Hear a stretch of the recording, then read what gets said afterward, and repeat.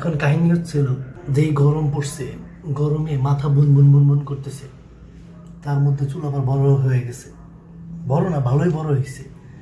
তাহলে চুলটা কাটার সময় হয়ে গেছে, একটা স্পেশাল জায়গায় চুল কাটবো। ওকে, তাহলে যাই।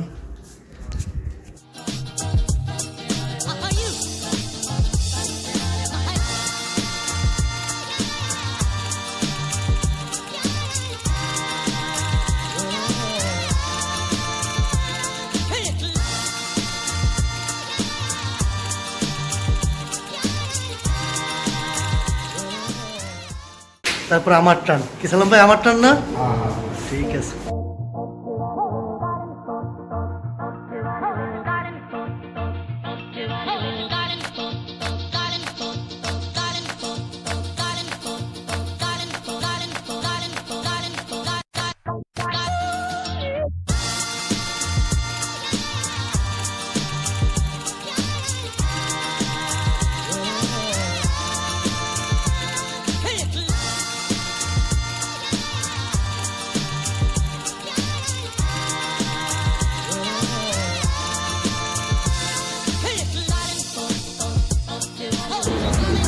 চুল কাটার মাঝখানে একটু ব্রেক, সে হলো স্পেশাল কল আসছে।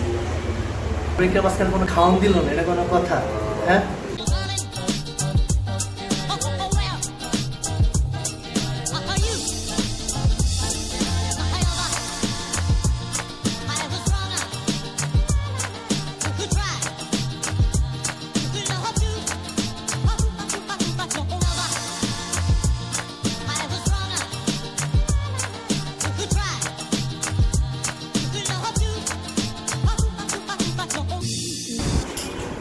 ফাইনালি শেষ। ভালো লাগতেছে, মাথাটা কুল লাগতেছে। না, চুলা সুন্দর হয়েছে। থ্যাংকস সালাম ভাই।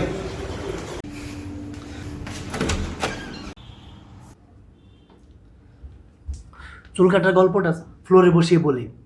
ফ্যান অফ, আর অলরেডি গরম হেভি। তো আসলে কাহিনী হয়েছিল, আমি যার কাছে চুল কাটলাম উনি হচ্ছে সালাম ভাই। আর উনি প্রায় ছোটোবেলা থেকে উনি চুল কাটে, আর আমি ঠিক ছোটোবেলা থেকেই ওনার কাছ থেকে চুল কাটি। প্রায় 8-9 বছর একটা ওনার কাছ থেকে চুল কাটতাম, এবং উনি আমার বাসার সামনেই ওনার সেলুন ছিল।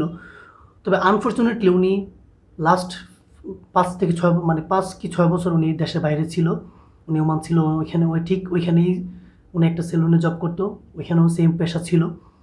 তবে ফর্চুনেটলি আর আনফর্চুনেটলি জানি না, লকডাউন সিচুয়েশনের জন্য বা করোনা সিচুয়েশনের জন্য উনি গত বছর দেশে চলে আসে। ঠিক এসে উনি আবার সেলুন দেয়। তো লাস্ট আমি বলবো যে আসলে চুল কাটার জন্য এক্সপেন্সিভ সেলুনের প্রয়োজন নাই। প্রয়োজন হচ্ছিল যে মোটামুটি চুল কাটতে জানে, তাকে ঠিক ভালোভাবে আপনি ডিরেকশন দেন, ঠিক ভালোভাবে বোঝান যেভাবে কাটতে হবে, আপনার কী ইচ্ছা বা আপনি কী চাচ্ছেন, তাকে ঠিক সেভাবে বোঝান। আমার মনে হয় সেইভাবেই চুল কাটতে পারবে। এই জন্য এক্সপেন্সিভ সেলুনে যাওয়ার প্রয়োজন নেই। সো ভিডিও যদি ভালো লেগে থাকে অবশ্যই কমেন্টে জানাবেন।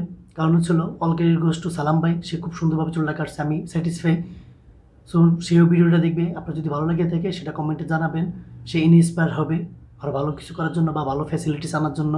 সে এখন সার্ভিসটা দিয়ে যাচ্ছে, অনলি 60 টাকায় চুল কাটায়।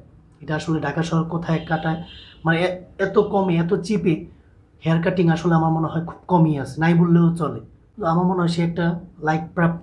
এই ছিল আমার 60 টাকার চুল কাটার গল্প। ভালো থাকবেন, আল্লাহ হাফিজ।